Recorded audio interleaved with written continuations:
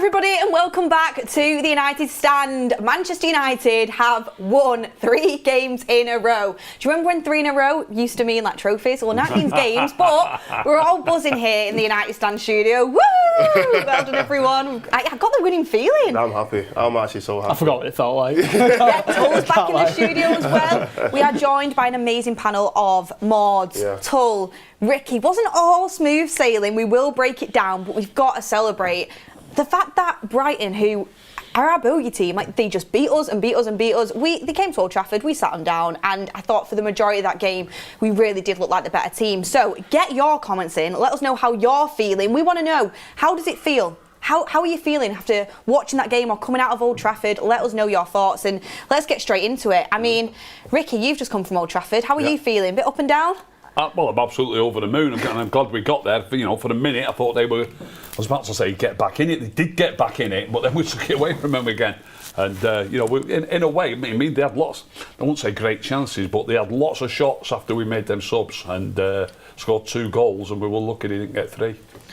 And we're moving into them top 4 spaces, everyone. Wow. I mean, Tull, I don't want to get carried away, but what does this actually mean to Manchester United? Because a lot of us said before the game, you know what, this is actually a bigger game than the Liverpool game. As much as you want to beat Liverpool, it's an amazing feeling. These are the teams that have stopped us from getting some consistency. So do you think this is a turning point? For me, what it's done is give me a little bit of belief, because do you remember before the City game, I've said to you, Mordzs, I'm not judging United on these games, the Liverpool City games. Yeah. I'm judging United on like these games at home against more mid-table sides, because in a season, over a season, if you want to finish well, those are the games where it matters, and those are the games where we tend to fall short all the time. So today, as well, since we do have a tendency in recent past to go and get a big result, like we did against City last year, and then the game after just get battered by another team, so it kind of makes it not null and void, but it's like, well, what's the point in that? Do you know what I mean? We've not carried on and built any momentum from it. So yeah, as a fan, it's just given me a little bit of belief of maybe we're sorting it out, maybe we're going to do something this season. Yeah. Mordzs, how are you feeling? I'm good. Only thing I'm annoyed at is the fact that we didn't keep a clean sheet. That's just the only thing, 'cause I thought we were going to win 3-0. That's my prediction. Would you have rather won 3-0 than 4-2? Yeah. Of course. Yeah, of course. I'm just asking. Some people want to see goals. I'm just asking. Nah, I don't want to see goals from them. I want to see goals. Mbeumo's last goal was a pretty good goal as well. I'm not going to take that away from him. That was a great goal. But yeah, I mean, look, I'm happy with the result. I'm happy with how we played for the majority of the game. It did get a bit sticky near the end, but for the majority of the game, the team played very well. So yeah, I'm very happy with what I saw today. And we've got some community comments coming in already. Suraj Mukherjee says, 3 wins, hurrah, but lots of spaces to look at still. Midfield, left wing and crossing to the striker. Or else it's a matter of time, but Sesko will be scrutinised. We'll talk about Sesko, we'll talk about the crossing. I actually thought we put in a few decent crosses, to be honest with you. We'll talk about maybe some weak spots. But I want to start off on a positive. We've won the game with a strength, because Manchester United, you know, started the game, couple of chances, but I think we were on the back foot a little bit. Brighton looked better. And then Anthony Taylor didn't really make any decisions to go in the favour of Manchester United. He got the crowd up. The crowd were massively up for it. They're behind the team. The players felt it. You could feel it inside Old Trafford. And that's where Mbeumo Cunha just came alive and he got his first Manchester United goal. I mean, Mordzs, what did you make of his performance? Because I know you were really impressed with him last game. I think he was man of the match for you. Yeah. Got his goal today. I mean, what are your thoughts on him? Cunha is slowly growing into the player that we saw at Wolves. And I mentioned it on the build-up show before that at Wolves, because he was the main guy, everything kind of ran through him. You know, the rest of the team looked towards him to kind of be the forefront in terms of getting the goals, getting the assists. And at United, because he's not the main guy, and because there's 3, 4, maybe even 5 players who could get on a score sheet, could get an assist, it almost felt like at the start of the season he was kind of going under the radar with a lot of his performances, especially because he wasn't on the score sheet. A lot of people were like, oh, but he's not scored or assisted, so did he actually play well? Well, yes, he was actually playing well, and he has played well. And I think today I was so happy with the fact that he got a goal. That was the one thing that I said on the show earlier, that if I could have any player score today just to shut everyone up, it'll be Cunha. And what a goal it was. Outside of the box, I saw a stat before that was like, he's got the most goals from outside of the box out of every player in the Premier League or something like that. I think it's like 7 goals. Him and Bruno are up there. Yeah, they're both up there, but I think he just deserved it so much. And look, I'm like I said, I'm super happy with his performance. And it's not even just the attacking side of it. Cunha, defensively, not only does he track back, but he is so aggressive and so strong when it comes to just holding up the ball, slowing down the play. When things seem to be going a little bit towards Brighton side in terms of momentum, Cunha can just completely switch it up with one switch with the ball, or just by driving the ball through the midfield. I think he adds so much to this team that now that I'm looking at each game, I'm thinking, is he even a kind of player that you even want to be taken out or even rotating? He's the kind of player that I'm looking at thinking, he brings something that nobody else is really bringing. And yeah, like I said, I'm just happy that he got the goal as well. Yeah, me too. I mean, I'm going to be honest, when we first started the game and we're on a little bit of the back foot, I thought we're missing Mason Mount a little bit here. You know, that calm in the storm and the way that he can kind of link the midfield to the attack and the way that he can drop in and pick up the spaces. But I really do think Cunha massively grew into the game. I thought he had a really good game. He's confident, like you said. And that goal, I mean, I think it was as much of a relief to Old Trafford as it was to him. Even though he's been playing well, you know, you want that to reflect a little bit, because people do look at goals and it will be something that's been brought up, but his goal was thoroughly deserved by his performance, and his performance last week as well. I mean, Rickey, I know you're about the team goals, you're not much of an individual goal sort of man with the stats, but that was a team goal. He took it really well. It was a lovely pass from Bruno to Casemiro and a lovely pass from Casemiro to Cunha. Yeah. So it was a team goal. It was a team goal. Rickey's putting me in my place, but it was a great individual goal in terms of the way that he took it. Great like not many players are scoring it in that, scoring it from there at the place he did. But I know you were a little bit critical of him when he came in. Is he starting to change your mind now? It started last week. Started last week. I said that after last week's game. I thought he had a cracking game last week, and he's had another really good game today. So I'm well impressed, and I'm dead chuffed. What is the difference for you between what we had previously last season with our front three to now with both the likes stronger? Of, yeah, they make better decisions generally. Cunha still holds it a little bit too long occasionally, but look, he's the way he's playing, he's entitled to. You know, when we had the likes of Garnacho holding it too long and then picking the wrong pass at the end of it, that was a complete waste of space. But Cunha's entitled to get one or two things wrong like that. I'm dead chuffed with him. Chuffed. I know you're a massive Mason Mount fan, Tull. I mean, what did you make of the front three today? The Sesko, Mbeumo and Cunha partnership across the front line. For that first 60 minutes, I couldn't fault anyone really for that first 60 minutes of the game. The front threes looked so fluid, and you know, Sesko was involved as well. I think he got an assist for the third one, for the third Mbeumo one. I did actually think before the game, when I heard that Mason Mount wasn't playing, I thought, in general, I feel like we look a lot better when Mason Mount's on the pitch. So I hope that with Mount not being in there, it doesn't fall to bits today, but Cunha stepped up massively. It gives something completely different than Mount, but it's good. He's a bit more dynamic, Cunha. He's got that unpredictability about him as well. And for the finish as well, I feel like when you see him open his body up in those types of positions, you could hang your hat on it going in the back of the net. He seems to really have an eye for the corner when he gets in a position to open his body up and get a shot off. So made up with all of them, and Mbeumo, don't even have to fucking say about Mbeumo. Like, he is unbelievable, isn't he? Mbeumo is unbelievable. Signing of the summer. Name me a better signing across the Premier League than he is. Yeah. No, you're not wrong. He's signing of the summer, and he's coming for Salah's crown, I tell you. No, you know what? Was it one of the hot takes that someone said he's going to get more goals than Salah this season? Yeah, it was one of the hot takes, and it did sound crazy at the start, because it was at the start of the season. Salah obviously just come off his best ever season, probably historic. Guys, Brentford have just scored. Get him! Get him! How long's gone? 5 minutes. Don't get carried away. I won't, right? I won't. But if they do lose, we are above them in the table. I'm just saying, carry on, Mordzs. Sorry. Sorry, I was looking at us. You're just looking at us. Are you checking I'm being right? You're right. You're looking for your FPL who scored it, aren't you? I don't have any Brentford players. But what was I saying? But yeah, Mbeumo, how good he is. Yeah. Salah taking over him. Compared to Salah. I just think he's going to have a great season this year.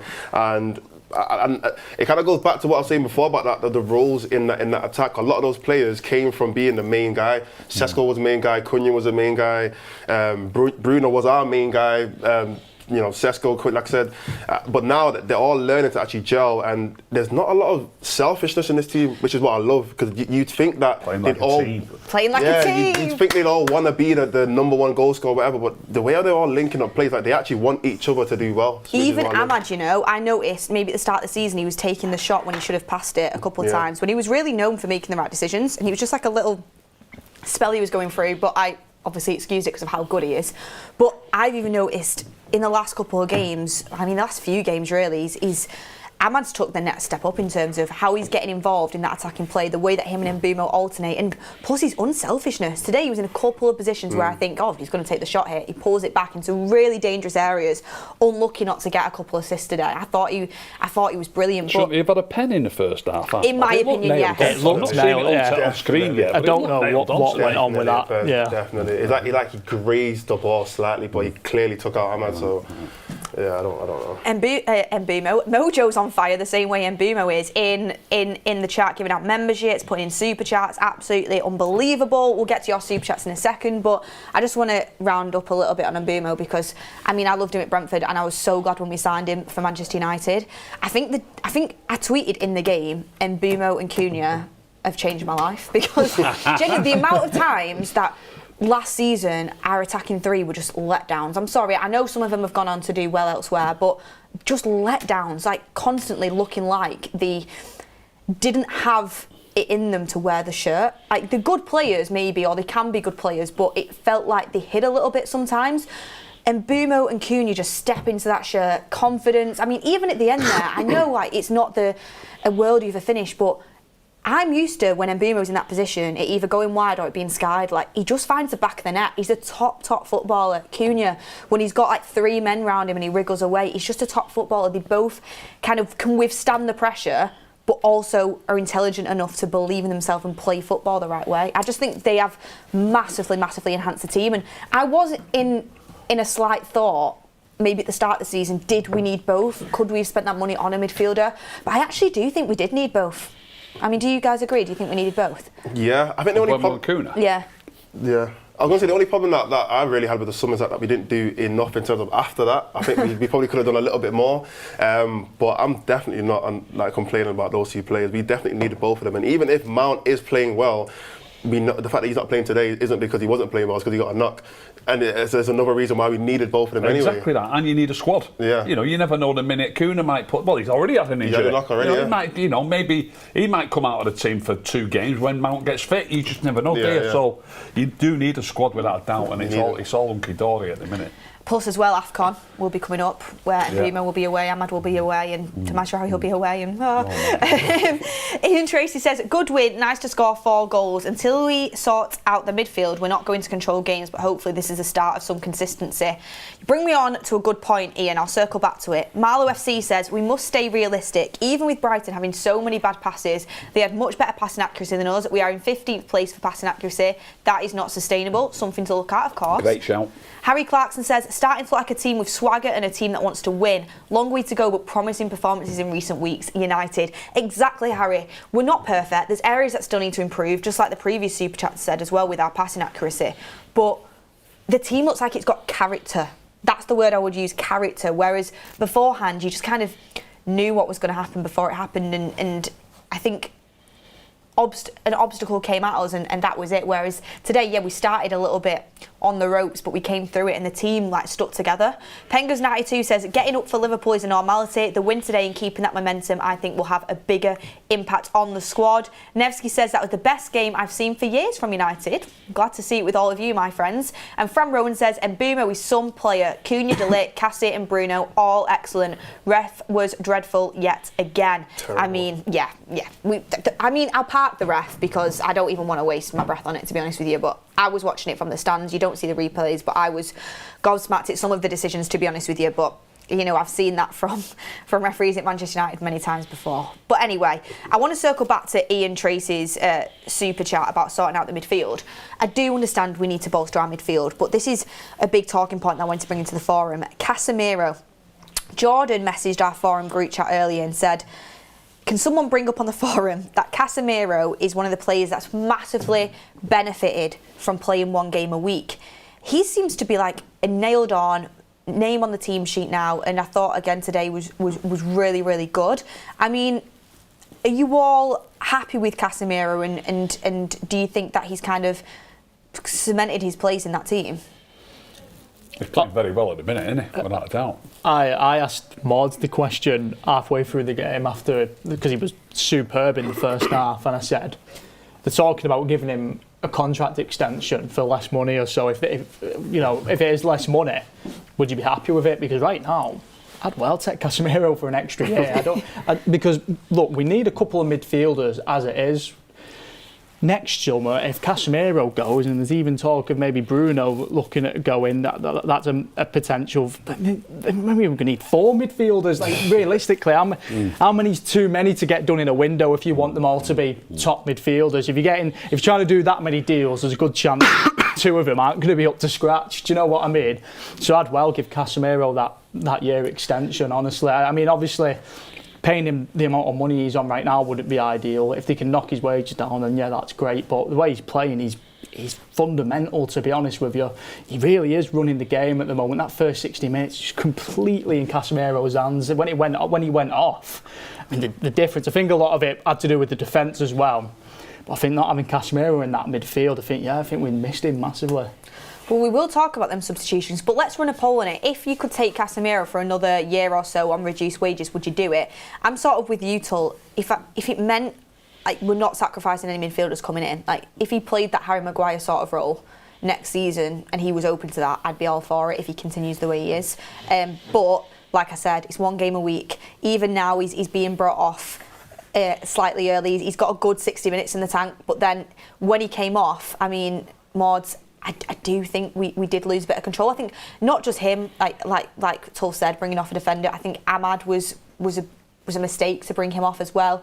But when you look to your bench and there's you guys saying Mainu, do you trust them to be able to see out a game? Yeah, I think the subs. I think there's a few things with the subs that didn't really make sense. One, the timing was a bit early. Like you said, we were comfortable in the game. We were 3-0, but at the same time, you are playing Brighton. They are still a good team. They did have a lot of chances in that game. The game wasn't done. Like it wasn't one of them ones where they were just sat off and just like letting us just soaking all the pressure. They were still trying to attack us. So to make all of those subs in such a small amount of time, and also when you look at the subs that he brought on, I mean, Aiden Heaven's not played a game. I think he played the Grimsby game. I thought that was bold. Yeah, and it was very early as well. Mainu and Ugarte both barely play, but I guess they played some minutes, but they both barely play. And then he brought on Xerxes, barely played as well.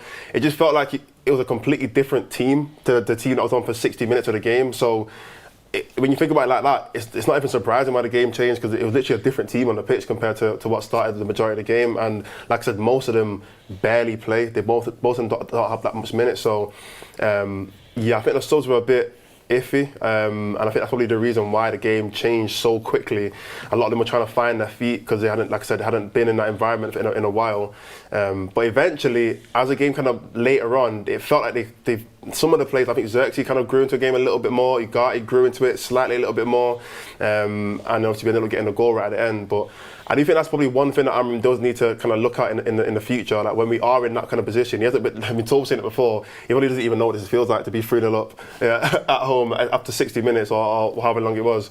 But he definitely needs to look into how he manages the game out, because yeah, that could have went left very, very quickly, which it did, to be fair. I mean, Tull, you spoke about the fact you're glad we won that game so we can learn in a game that we've won from. Regarding his substitutions, I mean, what did you think about them? Because I know we spoke a little bit before about how he might have been trying to protect Luke Shaw, he might have been trying to protect Ahmad potentially, but look, it's a must-win game for us. I know every game's a must-win, and you'd think when he's still, kind of trying to get that winning run together, a team like Brighton, 60-ish minutes feels early. Giddy. He got giddy, basically. To be honest with you, I fell into the trap a little bit when I seen him text Shaw and Casemiro off. I thought, we're 3-0 up, games wrapped up. Like, do you know what I mean? It's naive is what it is. I can get away with it, I'm a fan. You can't get away with it as top level manager. You've got to be a bit more switched on. I hope to God he just learns from it, because he is a young manager. He's inexperienced in the Premier League. Maybe in Portugal you're 3-0 up, the game really is wrapped up, and maybe that's how it went in Portugal. But in the Premier League, especially against a team like Brighton, against any team really, it's not over until the final whistle, is it? And yeah, fingers crossed he learns from it. I think he is learning a little bit on the job. I think there are some things where you see. Do you remember the Casemiro one, Rick? The yellow card. Yeah, and we spoke about it. And we were screaming for him to take him off, and he didn't. Yeah. And then he did it twice last week. Yeah, as soon as he got the booking, he's off. So I think he is learning on the job a little bit. What he should learn this week as well, and I thought it while it was happening, before it happened, in fact, we had Dorgu as the last man when we were taking either a free kick or a corner. When you've got your last man who's just there waiting for the ball to be cleared out to you. It needs to be someone who you can trust his touch, you can trust his passing, and all you've got to do when it comes back, obviously it depends on the height and the pace of it, but when it comes out to you, either you head it back, you volley it back, or you take a touch and you pass it. And I saw in advance that Dorgu was being left as the last man, and I thought, I don't like this. No. I don't like this. And anyway, I can't remember if he tried to take a touch or he tried to pass it first time, but either way it went straight to one of theirs. I wasn't surprised. Was you surprised, Beth? Was you surprised that he went straight to one of theirs? I wasn't. I made a commitment before the show I weren't going to speak on Dorgu. Well, not one little bit. I wasn't surprised. And then they break away. He chases back. Did he foul this man or did he just clip his ankle while he was running? I don't really know. It looked to me, I've only seen it once in the stadium, so don't jump down my throat. It looked to me like he might have got a red card for it. It looked to me like he was through. I think if he blows, it's a red. Well, he gave the free kick. The only reason he didn't give a red The touch was terrible. is because the touch went too far. Right, He couldn't. He was going to So the he wasn't keeper. going to get the ball. If his touch was a bit better, it's a sending off. Would have got it. No. So he needs to learn that. Now I'm blowing my own trumpet, but I didn't fancy it while it was happening. Don't have Dorgu as your last man. You need someone who's got a sure touch, and it just wasn't good enough, and I wasn't surprised by it. Yeah, I think again. I said I weren't going to speak about Dorgu on today's show. Do you know what it is? It's like, for me, it's. That left wing back spot is an area where we need to improve. Like I said, Dorgu has got ability, he's got potential, but I don't think he's got no chance in the game. I don't think he's got. He's got no I don't chance think he's in as the good game. as what He's not people good think enough. he is. I don't think he's as good as what people is. He's got no chance. The thing is, Dallo is. 2 minutes later, he gets a pass on the left wing, and he takes it under control. Again, I've not seen it on the screening, and I've only seen it once at the game. And he turned towards the touchline, and it went out of play, and he fell on the floor. And I thought, has he got fouled there? Because it's right across the field from me. I was in the North Stand today. I thought, has he got fouled there? None of his teammates appealed for the foul or nothing. They got a throw in, and again they break away. Do you know what I mean? Yeah, I think it's one of them where I don't think Dallo is great at left wing back. Dallo, let me finish what I'm saying. Pele. You need to stop all this. Excuse me. You've not let me finish my sentence. He's like Pele. You've not let me finish my sentence. As bad as he is. You've not let me finish. He actually played all right today. You've not let me finish my sentence. My sentence was, I don't like Dallo at left wing back. I think we need better.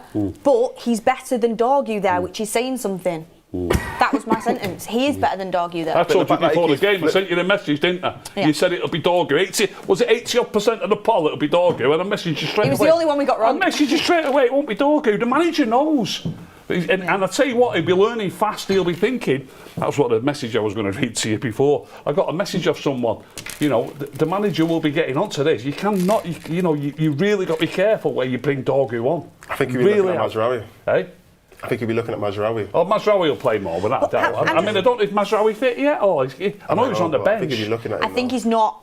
I think if he was 100% fit, he'd have to come on because I know Amorim loves him and he's better than players that have played. But I mean, there's some really good positives. I'm gonna. Yeah, we don't need to speak about too many negatives. I'm going to ask Rickey about Dillett in a second, everyone. But I'm just looking at the subs here. So he brought on Patrick Dorgu.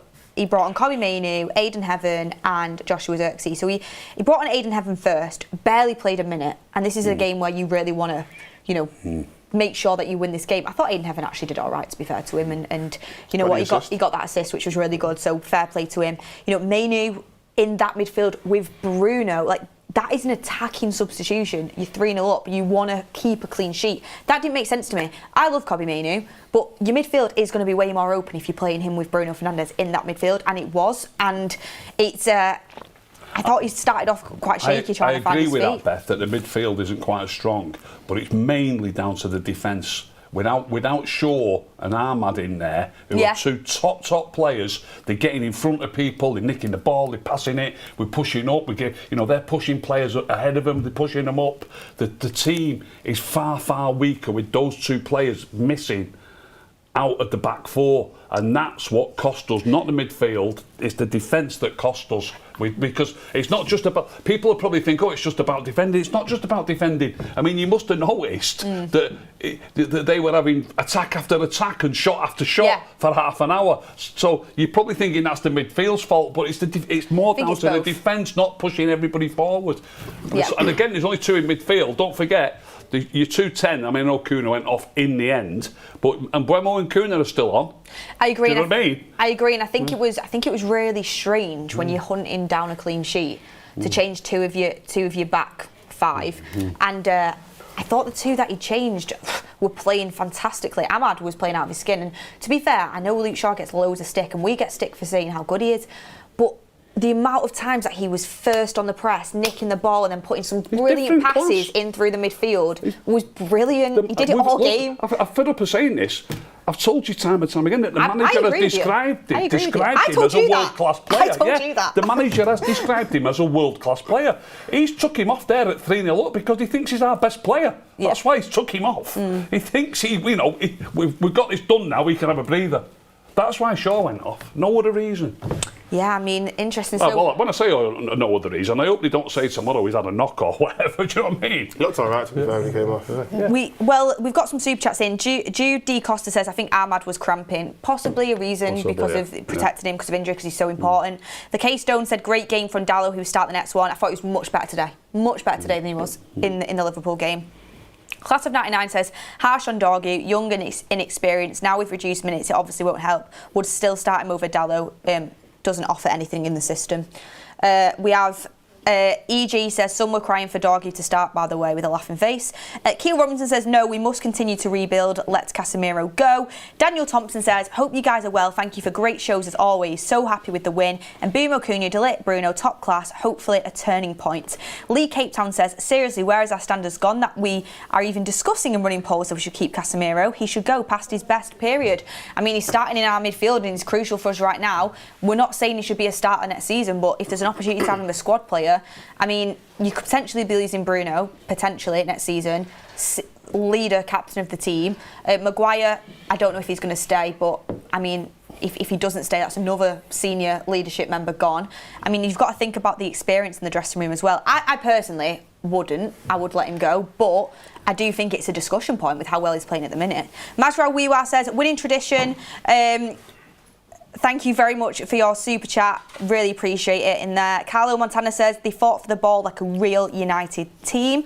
Lee Cape Town says, hi guys, and Mbeumo might not go to AFCON. Cameroon has to play a round of playoffs as they did not come first in their group. The teams in there are good. Well, let's see if he does go or not. We'll cross that bridge when we come to it. And M.A. Khan says, Mainu makes Casemiro look rapid. Sell him now. Well, I think that's a bit harsh. I think he grew into the game. It's hard when you're not playing much football to really getting involved. But I've got a question. I want to talk about Bruno, I want to talk about Delay, I want to talk about this. So stay tuned and get your super chats in. Drive the show. Smash a like on the video. Tull, I'll come to you on this one. Would Baleba currently get into that midfield of Casemiro and Bruno? Ooh. Currently.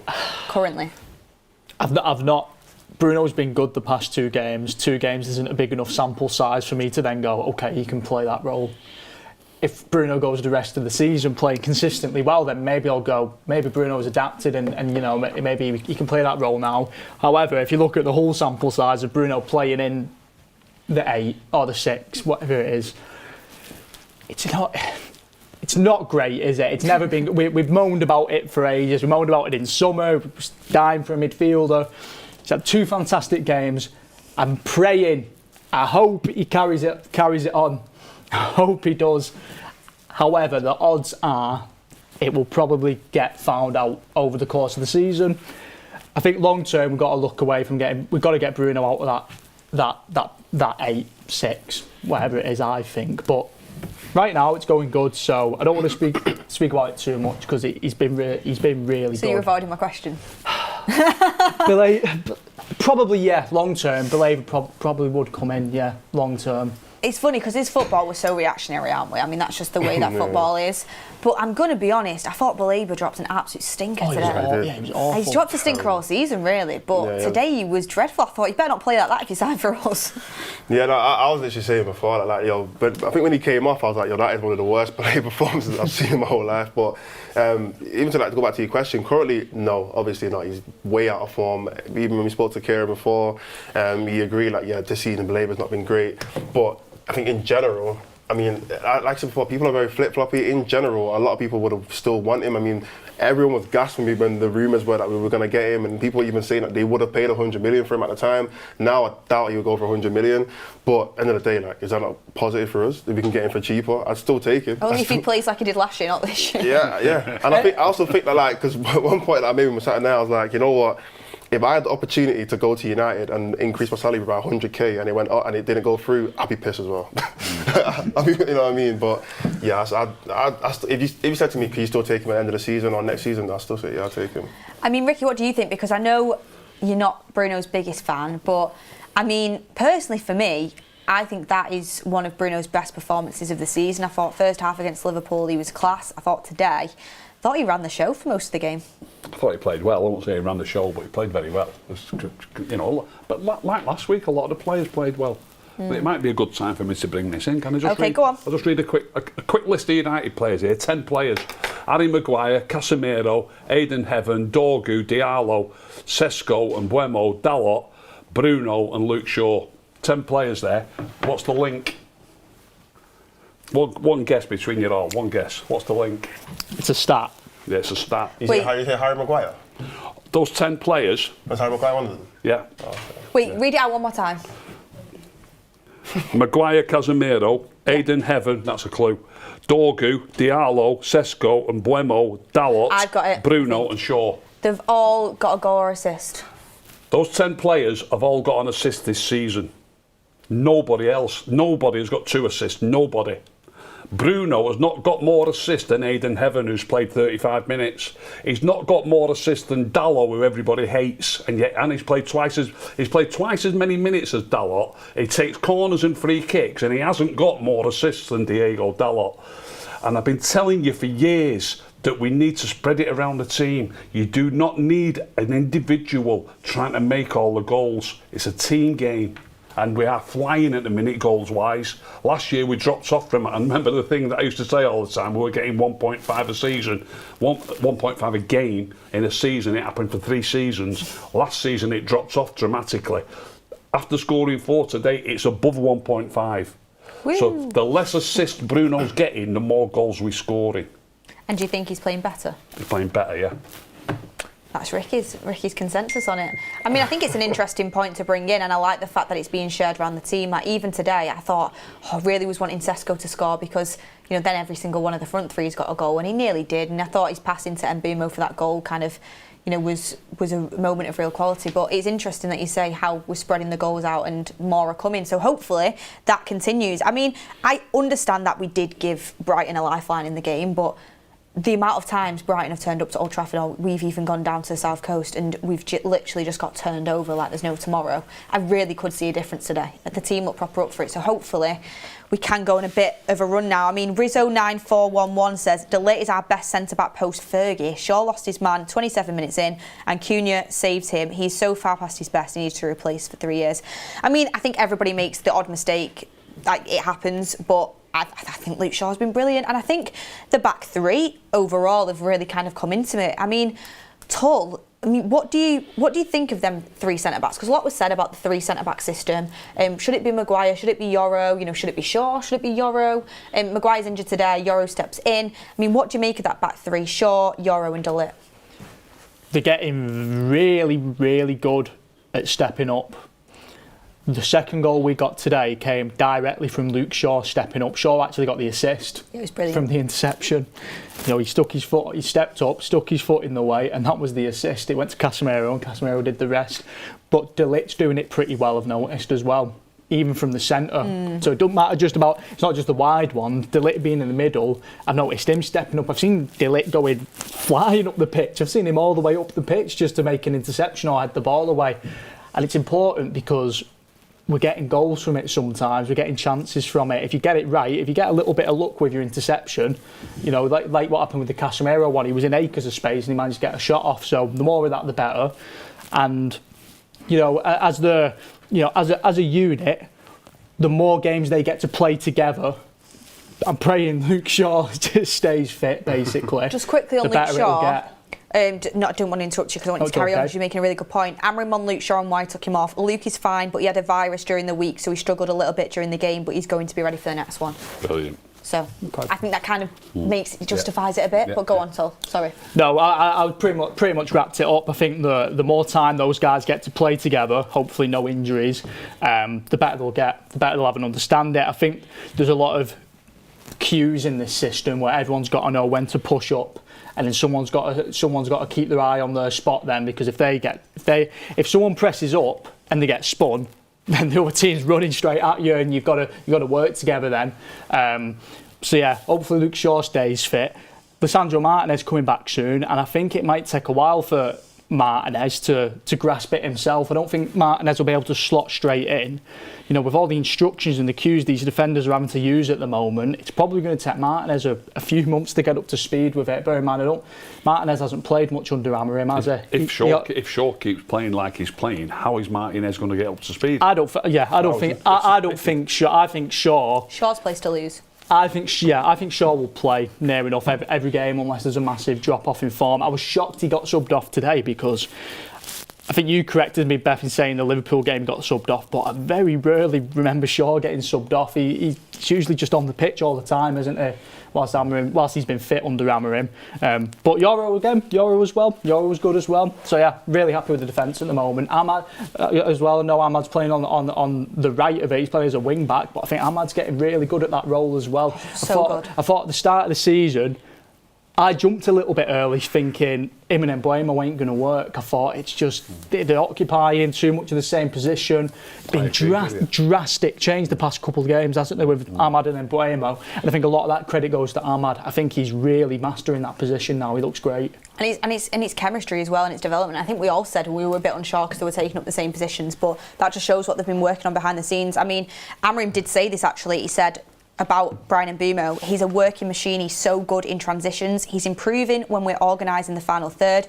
The connection he has with Ahmad, it's really hard to beat these two guys. They're really fast, hard to beat 1v1. We give everything to bring in these kind of guys, and it kind of goes off what Fabian Hirschler said as well. Fabian Hirschler after the game said the difference was the quality. He said Man United have invested their money really well this summer, and with that Mbeumo and Ahmad on the right hand side, credit to Ahmad for knuckling down, because not every attacker wants to always be defending. He's a right wing back, but he does it so well. It's in my opinion his best position, and I think there was so much debate. 10 right wing back, 10 right wing back. It just works, him and Mbeumo there. Sometimes Mbeumo covers for him, but Mbeumo's so good on that last man, it just makes sense for him to be a bit further forward, them two working together. So I think things are starting to click, things are starting to gel, and I think you make a really good point there in terms of the defence as well. I didn't know Harry Maguire was going to be completely out, but I was thinking I would have played in this game, but watching it on hindsight, I was thinking, I think Yoro actually was the right guy to play with how quick he can be. I mean, sometimes he had to recover, but I think Maguire, when you're sitting in against Liverpool a little bit, that's his bread and butter. When you have to be a bit on the front foot and Brighton have that pace coming at you, that's where Yoro kind of thrives a little bit. So I think Amorim's worked that well, and I want to talk a little bit about De Ligt because he's getting so much praise in the comments. I think De Ligt just is getting better and better and better. Rickey, I know at first you've always liked him, but you thought maybe he was getting a little bit overrated. What did you make of his performance today? Excellent today. Excellent, yeah. Probably even better than last week. Like I always say to you, I can't wait to watch it back on the screen and have another good look, you know what I mean? But he certainly had, I thought he had a great game, yeah. Winning so many tackles, so many headers, pushing forward like Shaw did as well, and Yoro at times. All three of the centre-backs played well, and De Ligt was as good, really. I think the centre backs allowed the midfield to contribute going forward as well, with the Bruno and Casemiro getting involved because of how well they were into the midfield. I mean, what did you think of the back three, Mordzs?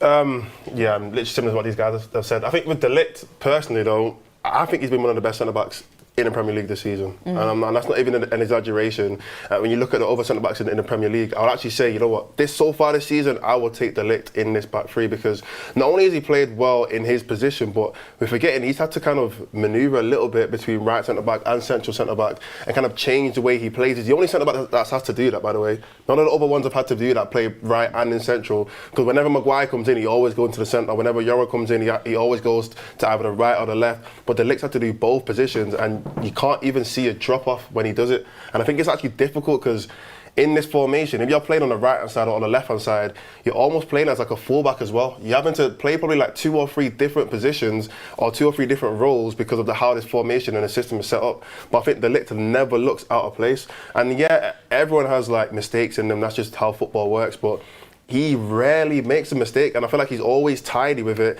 And he also has that young energy as well. I know he's like 25, 26, whatever, but he's perfect still age for a centre-back. That's really what I mean. He still through. has that kind of like energy to him. And another thing that I love the most is when he first came in, everybody was saying about how like he's obviously been at big clubs and he's got that experience. I can see him genuinely bringing that leadership to a team, especially to that back line. But I can see the way how he commands people around him. I see the way how he for example, as I remember Lammens' first game, he was the first person to run over to the goalkeeper after his first game and congratulate him, give him a big hug. He gives that leadership mentality to the players around him. And I think when you have a player like that next to you, it also makes you want to play better. It gives you more confidence because not only is he playing well, but he's giving you the confidence to play well as well. So yeah, I think he brings so much into that back line, and yeah, I think he's a starter for us every single game. I agree. I think if he keeps playing the way he is, he's undoubtedly been one of the best centre-backs in the league so far this season. I mean, trust me, I have friends like that are Liverpool fans and City fans that can be harsh on our players, but I've had so many of them text me and actually say, you know what, De Ligt actually he's doing really well, and I would take him. Like that's how. And when rival fans are actually standing up and saying, you know what, he's actually playing really well, especially when he got so much stick when he first came in to Manchester United. He's looking more like the centre-back I seen when he was coming through at Ajax, and everyone thought this is going to be the guy. And don't get me wrong, he's done well in phases of his career. He's played for some really big clubs, but he maybe never reached that potential that people thought he was going to. And I still, even though he's playing really now for us, playing really well for us now, I don't want to get carried away because I actually watched him. I think you've actually got even more potential. There's more there that I think can come from De Ligt. I think if Bruno was to ever leave, he's someone who could step into the captaincy. I do believe that, the way that he demands the back line. And he just looks hungry to me. He looks so hungry. He's got so much passion when he's on the pitch. And of course, you've got to back that up by good performances. There have been some little mistakes over his course of his United career, but he just keeps looking better and better every game. So for me, nailed on starter in that back line, and along with Luke Shaw at the moment, and Yoro today just kind of fitting like a glove, did really well. So love the back three, definitely love the back three there. I mean, we've got some super chats coming in as well. We've got some Ruben Amorim comments. Pizza says, hello everyone, if Liverpool swapped experienced players over 25, 26 with United, what would happen? Glazers out, Amorim, Sir Jim, Ineos in. Golden Gem says, midfield of Cassie and Bruno works because Shaw stepped into the midfield. I mean, interesting you say that about Casemiro, because I've got a little quote from Amorim on Casemiro here. He said this on Casemiro's upturn in form: he gives a lot of experience. He's an example for everyone. He was behind in the beginning of every midfielder, even Toby Collier, but he fought, and now he's back with the Brazil national team. He said that. Yeah. Because he couldn't even get off the pitch when Amorim first came in. He just benched him completely. And you know what? With the would you keep Casemiro on reduced wages, 67% of you have said yes, 33% have said no, probably because of his recent performances. We can be a bit reactionary sometimes, and I'll allow it. Like maybe in a few months we might all sit here and say, you know what, actually we got a bit carried away, and that's football. But when you're bringing that sort of experience, that mentality, you're at Real Madrid, right? You've won everything that you can win. You're one of the best CDMs of all time. Okay, yeah, you've had a bad year under Ten Hag, but you come in and you're behind basically an academy player that's barely played, which is what Amorim's just said. And you don't kick up a fuss, you work hard, you do what's needed, you're a leader in the dressing room, you get yourself back into the team. And like Jordan said, massively benefited off that one game a week, but looked after yourself. I mean, look, he's shredded compared to what he was under Ten Hag at one point. That is something that younger players in the squad can look up to. And it's a good figure to have in and around the team, if the wage is right. Yeah, maybe. I mean, when Mental asked me before, I said, I like Casemiro, and definitely at the start of the season, I probably would have said no. I would have kept him for next year, but I think I wouldn't mind it if he just wasn't a starter, because I feel like from what I'm seeing so far this season, next season should be a year where we're actually trying to do something. Maybe not try and win the league, but we're trying to at least get a top 4, we're trying to get a top 5 or top 6, or we're trying to go for a trophy. So for me, we're trying to get to these points, but we're still kind of got players on the last year of the contract and they don't know they're going to be here and whatnot, especially with the older players. I'd hope that we would actually go into the summer and try to build on build onto this squad with more experienced younger players that can actually take us to those trophies or to those, whether it's a top 4 or something. So I wouldn't mind Casemiro being in the changing room. Same with Harry Maguire, same with some of the other older players. But like I said, a little bit of a lower wage, and I wouldn't say as a starter, but definitely coming in and out of the team. I want to talk a little bit now about Lammens, the goalkeeper. I mean, Ricky, I'll come to you on this one. Thoughts on Lammens? I won't even give you a specific question. Just I'm absolutely over the moon with him, and I've loved his kicking in the first 2 games, and it was decent today. But there's a couple of short ones in the second half when they came into the game. He was under a little bit of pressure. There was one that he kicked from near his penalty spot, just the back behind his penalty spot, say, and it never got higher than this, and they intercepted it. And I think I mentioned it to you, didn't I, about kicking it into their half. They're heading it back. We're winning the second ball. This is what happened at Anfield. And the length of his kicks was really, really important last week. Both the goals last week can be traced back to a long kick from the keeper, both of them. That's not far-fetched either. Some people might say, what about the second one? But on the second one, it's a long kick. It went out for a throw into them. But the ball never came into our half again before we scored. So you get the ball in their half, you keep the pressure on them, and you never know what can happen.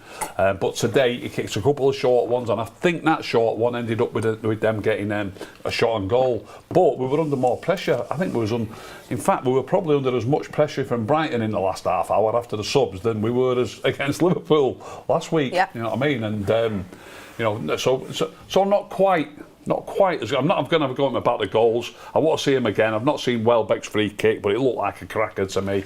So I want to see them again. But I thought he played really well. But his kick, there's a couple of kicks not quite as good as up to his normal standard today. And his kicks have been fantastic. Yeah, for me, I already hold him at such a high regard because 3 wins in 3. Since that keeper's come in, and again, don't underestimate what a solid keeper can do for your team and a solid base can do for your team. And it's not as if he made any howling errors when it comes to his kicking. They could have been a bit better, but overall, it's just the calmness. Coming, collecting throws. I mean, I was in the Stretford end today. Every time he caught a corner or a set piece, everyone's like, yeah!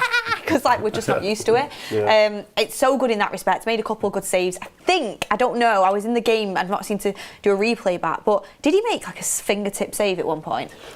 Glanced over. He tried to say it, he didn't touch it because he didn't want a corner. But it looks like he did. I think he did touch it. I seen someone say that and I thought, wow, if he did. Somebody said it was a fantastic save to me. Yeah, I do have to say, on that free kick, again, not fully watched it back, so I might be wrong, guys, I was in the stadium. I do think maybe he should have done a little bit better, but I said I'll allow it because he's been so good. Do you know what I mean? Great free kick. Yeah. Was it proper good? It was a bit central, so you can say he could have got his hand to it, but it was a good free kick. Danny Welbeck. I was saying to Ricky before. I love Danny. Give Danny the credit for it. I was saying I didn't even know Danny was on free kicks. You know what I mean? I didn't know. But yeah, it was a great free kick. And the crazy thing is with Lammens is, if we go on to actually, develop even more, and we finish pretty well in this season, and next season we go on to compete for whatever it is, we're going to look back at the turning point is signing Lammens. The turning point is Sonny Lammens coming into this team, and Mbeumo's going to get the credit for the goals and the assists, and Cunha will get the credit for what he's doing, and Sesko will get his credit for whatever he's doing. But the actual turning point was Lammens walking into this team. He was what made the biggest difference. It's not us playing Liverpool, not us beating Brighton. Lammens being in this team, bringing that, and he's only kept 1 clean sheet. But the fact that he still played very well and we can all appreciate it just shows that he is a huge, huge impact into the way that we play football. And yeah, like you said, it just goes to show how far having a good keeper is and how important it is to the solidarity of the team. I mean, interesting quote from Ruben Amorim coming in that I just want to kind of put to you all before we start, bringing in some more super chats and talk about 2-0, to Brentford. 2-0 to Brentford. Yeah. Get in! Get in. How long's gone, Mordzs? Nearly half time, Nearly half time. I know. Bit early, that. Well, it's interesting because someone messaged me saying Brentford are absolutely on smoke, by the way they're rinsing them. Right. Wow. Yeah, love it. Anyway, Ruben Amorim, he said this: our best match of the season was against Arsenal. They are more confident, and when you have more confidence, luck is sometimes on your side in certain moments. That's what I feel right now. I feel like we have a bit more luck because we're in a different state of mind. I kind of get where he's coming from. Like, that Casemiro goal was a bit of luck at that point in the game, but also I actually think, you know, we played really well against Liverpool, played really well today. Sunderland, by the way, second in the league, and you know, we made them, in my opinion, at Old Trafford, I thought they looked pretty poor. And yet, you know, they go into other teams and they're really struggling with them. So maybe give the team a bit more credit. But interesting saying Arsenal first day, best game of the season. Yeah, I Keeps harping back to it. Yeah, I don't know. I think it's because everyone was kind of onto him, innit? That's why. I told you. I told you we played well. Who was the front three in that game? Cunha, Sesko didn't play. Cunha, Mason Mount and And Mbeumo. Bruno. Yeah, of course it was. Yeah. He's going to be interesting. Guys, actually, I bring that quick question in. It's going to be interesting to see what he does with the Mount, Sesko, Cunha conundrum, because I think we can all agree Mbeumo was absolutely nailed. There's not even a debate about it. But Sesko today, do you think he did enough that when Mason Mount is fully back fit, he stays in the side? Yeah, I thought Sesko was good. Yeah. I thought Sesko was good today. Yeah, I think the Liverpool game is a great example of it, where you can just judge it game by game. I mean, we've got two quality assets there, where, you know, the Liverpool game, obviously Cunha, he described it as he said Sesko would have been a bit more easy for the defenders. You know, he's a big lad, and you know he's going to be in the centre looking for the long ball. And he said it had been a bit easier for the defenders to just lock him off, whereas with Cunha, he could pop up over there, he could pop up over there. Two brilliant options, that, and then you've got Mount on top of that as well, where I think there's some games where Mason Mount's a massive asset to have. It's great to have, you know. Like, it's actually great to have this depth. It's been so long since we've had any kind of depth, and I think we can go further with it. I think we could do with some depth in the middle. The more the merrier. Look at City. City did very well with an abundance of depth, and no one complained. Yeah, Mount's naturally a midfield player, really, isn't he? So when you've got Mount in your side, you do get people behind the ball more. You've got more bodies behind the ball when they've got the ball, making you more difficult to break down. So I think in the games that are supposed to be the tougher games, I would suggest Mount will play more. And in the games where you think you might be able to take the game to the opposition, mind you, Brighton are a really good side, but when you think you might take the game to the opposition a bit more, I think it might be the time to play Sesko a bit more. I was going to say, I think Mount's an option if you're concerned about the midfield going into a game. Mount's kind of an option to overload the midfield a little bit, because he kind of does spend a lot of that time off the ball a little bit deeper than his position might suggest. So again, just game by game, I think that suits us. That game by game suits us right now. Can I just say, Sesko didn't shirk his work rate though. He was brilliant. I noticed numerous times in the first half, I was sat just that side of the halfway line, and you know, because how long did it take us to score? What time was the first goal? 20, 25. But before they scored, you know, they had plenty of the ball, and we were settled back in like we were against Liverpool. And I'm thinking, will the fans accept this? Because we were playing really as if we were like playing Liverpool or something. We had everybody behind the ball, including Sesko. So, you know, it worked a treat, really. It kept us in the game, and obviously, and we played good football at the same time. But it's that important bit about getting everybody behind the ball when they've got the ball. Yeah, if we didn't do that, who's to say they might not get the first goal? When you've won, when you've scored 3 or 4 goals, people sometimes struggle to imagine what might have happened. You know, if they'd have scored first, they'd have been the ones settling behind the ball and making it difficult for us. You know what I mean? So, you know, it worked great. It worked great again. Sesko, I think, grew into the game as well. I think he really did grow into the game, and by the end he looked knackered because he was running that much across the front line. I thought he had a good performance, nothing wrong with it. I really wish he got that goal. I really do. He just took it away from him a little bit, but overall, good game from him. I think Mount's a no-brainer when you play in the likes of an Arsenal, Liverpool, etc. Don't take anything away from Brighton because they're a good side and they've beat us multiple times before. But I agree with all your points on that.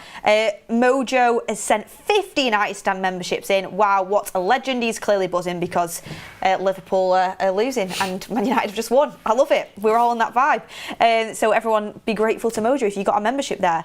Pizza says, hello everyone, I've done that one. Thank you very much. Daniel Ward, welcome to the United Stand Members Club. And Pizza has also said, Amorim said young is better than declining old midfielder. Insane. This is why you guys finished 15th. You think these players like this are okay? I mean, he's changed his mind obviously, so he's he's come back through, and Casemiro's starting like every game now for Manchester United, and I think it's a no-brainer really. Liverpool have just scored. Oh. God. Ref couldn't blow any sooner, could it? Come on, ref. What a could have got the start time. What an absolute Is that before half-time? Must be yeah, just 45th just plus before. 5th minute. No. You know how it's going to end. Just not. Oh, it was Kirkes as well after he had a rubbish first half. I'm going to bet Salah, 95th minute goal. Oh, do not. Right, come on, Brentford, come on. Let's see how it goes. But at least they've got a 1-goal cushion still, at least. But I'm not holding my hopes too high on that one. Guys, next 2 games: Forest away, Spurs away before the international break. How many points? 4. A win and a draw. I'd be absolutely buzzing with 4. I think 6. Woo! Right, United Strand. Oh, Mordzs. United Strand, 6 points. Yeah, It's gone, yeah, mate. To be fair, though, United Strand. I think 6. You know, I want to say 6 so bad, but I think 4. I think Forest will give us a tough time with Deitch. I think. I think. I think Spurs will be the hardest game. No, not Forest. Spurs beat us 4 times last season. Forest are on 5 points, you know. Like we probably should be turning them over. Forest are not great this season. I think we should be able to take. We should. Beat Porto 2-0. Yeah, but I know it was 2 pens. They've got a new manager. That's They've the got a thing, new innit? manager Yeah. bound. So he's obviously, as I keep speaking about, we'd all seen the last. You couple wanted of to bring games, him in. He's going to get everybody behind the ball. Do you know what I mean? They'll be hard to break down, I'm sure. I think we could take him. What do you guys think? What do you guys think? Let us know. And then should we do magic moment first on Man of the Match? Magic moment. Magic moment. Who's got their first magic moment? Come forward now. I've got mine, and I'm stealing it from what Tull was going to say. When Mbeumo's last goal, when Bruno does a dummy. Oh, ridiculous. Yeah. That's mine. How does he even know he's there? Because he's the best midfielder in the bloody league, Tull, that's Yeah, why. unbelievable. Oh, Magic Ricky, Moment.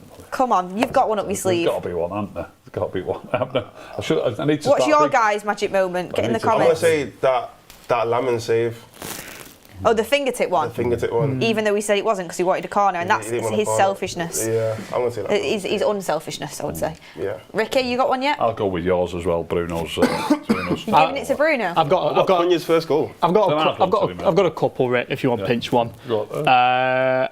Loved Casemiro's assist for the Cunha goal, and Bruno chipped in on that as well. I just thought the way the game was going, it turned into a bit of a cauldron because of the ref. Yeah. And if we didn't score, they could have very well gone and hit us and scored, because the game went a bit haywire for 2 minutes. And Bruno and Casemiro settled it down, and while Brighton players were going mad, they just passed it in between them and put it on the plate for Cunha. So we're buzzing with that from Casemiro. And also Shaw's assist for the Casemiro goal, because I think it's just the cherry on the cake in what we're on about with the defence stepping up. Got an assist from it, and we've got a goal from it. So yeah, absolutely buzzing with that. Love it. Before Man of the Match, Christine C says, United made my day today. For me, we played like a team today. A large part of the game today. Lammens has made a big difference since becoming our goalkeeper. Yeah, a lot of people saying the team. Do you see that, Ricky? You love a team. Yeah, it's a team game. We're playing well as a team. There's not, there's not too much, not too many long balls, not too many tricky, fancy Dan bits of play. The odd one or two, but not too many. So it's great. Do you know what I feel like about this new set of players at the moment? I think the morale feels pretty high, and there's a bit of a sense of everyone trying to scratch each other's back, isn't there? Where I think there's a sense of people trying to, when Sesko had come in, people were happy to try and give Sesko his first goal. Ahmad today to be honest, Ahmad could have had 2 himself today, and I think he probably should have shot. I think there's a couple of times where Ahmad probably should have gone for goal, and he wanted to pass and give the ball to either Mbeumo or Sesko. But there's that sense of everyone looking out for each other and trying to set each other up, which is good. Lee Cape Town says, hi guys, I take Belieber all day long. Class is permanent, form is temporary. He's only human. He had his head turned and heart set. Bruno, exactly the same with Saudi. He played crap after that bid. Interesting point. And we have Kia says, shout out to Anthony Taylor and Michael Oliver, Brian's top 2 performers today. United. Love it. I'm glad you said it. Nick P says, the Lammens fingertip save that never was a low-key. The Lammens fingertip save that never was is low-key one of the best you'll see. The fact he covered the angle to such precision that he could either guide it out or get that vital touch. Yes. Credit if he did touch it, I have to watch it back. Then what a brilliant fingertip What save. score was it at the time? Does anybody know? When he made that save? Must have been 2 or 3-0. I think it was 3-0 still, but still. Anyway, I'll have to get clarity on that. But Man of the Match, Mbeumo for me. Woo! It's got to be Mbeumo, hasn't it? Yeah, there's a lot of honourable mentions today, but it's got to be Mbeumo. Yeah, I agree. Yeah, it's tough. It's on fire, man. I'm going to go on Mbeumo. You got a full house. I think it's got to be. I think it's got to be just an absolute class performance, and that last goal really took the pressure off. Like really took the pressure off. So, Mbeumo is our man of the match. Question for you guys: do you think United can be in and around the top 5 at Christmas time? Yes. They've not got a bad set of fixtures coming up. Pretty good, yeah. Well, Christmas is round the corner, and you want your Christmas jumper to celebrate United winning all these games. I can't wait till we get them. When it gets into November, it'll be acceptable for us to start wearing these Christmas jumpers on the show, but you've got to pre-order yours so you can wear them along with us. You can see it on screen now, and if you want to go and order your Christmas jumper, get them before they go. Brilliant. It's based on the kit I'm wearing, actually. Get down in the link in the comments and go and get your Christmas jumper. It is fantastic. So, thank you everyone for joining us. It has been a brilliant fans forum. I feel like the therapy forum is in the far distance. Yeah, I hate them. Imagine if we can go into the international break just on straight wins. Oh, that'd be fantastic. When is that, March? No, it actually means 2 more games. Spurs. 2 more games. Yeah, isn't it? 2 more games. Yeah, the November international breaks. I think they're around every single corner, aren't they? But while you got that momentum, I would love to. What would they give for winning them 2 games, Forest and Spurs? I'd give a lot. I'm manager of the month. Yeah, We'd be within 3 points at the top or something, won't we, going into the international break? Don't get me excited. I'm just focusing on top 5. Oh, top 5 would be a dream. Arsenal are 3 in front of us with the games to play. Yeah, and they've got we're 6 behind. Got Palace though.